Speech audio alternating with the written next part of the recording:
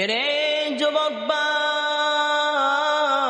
হযরত বেলাল, হযরত আবু বকর, হযরত ওসমান, হযরত ওমর, হযরত আলী, প্রতিটা সাহাবী কত মেহনত করছে জানোনি? প্রতিটা সাহাবী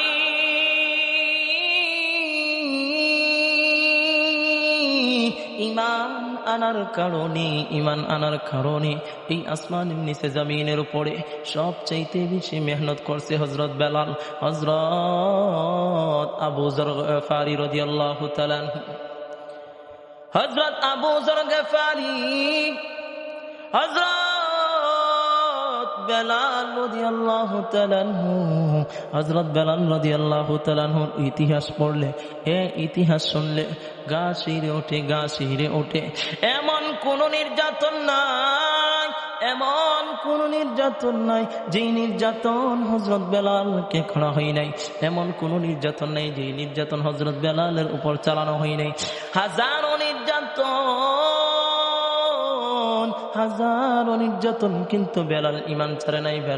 ছাড়ে নাই, কারণ বেলালের টার্গেট হলো জান্নাত। বেলাল রাদিয়াল্লাহু তাআলা আনহু এত বেশি নির্যাতন সহ্য করেছেন, ওগো আল্লাহ,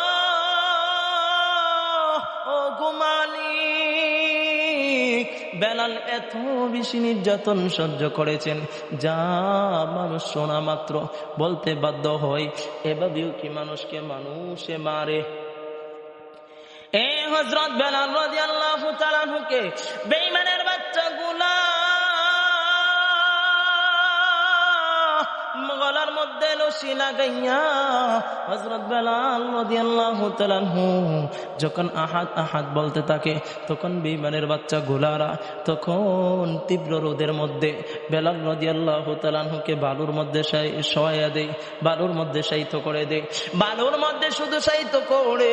বালুর মধ্যে শুধু শোয়াইয়া দেয়। বিষয়টা এখানে সীমাবদ্ধ রাখে নাই, বরং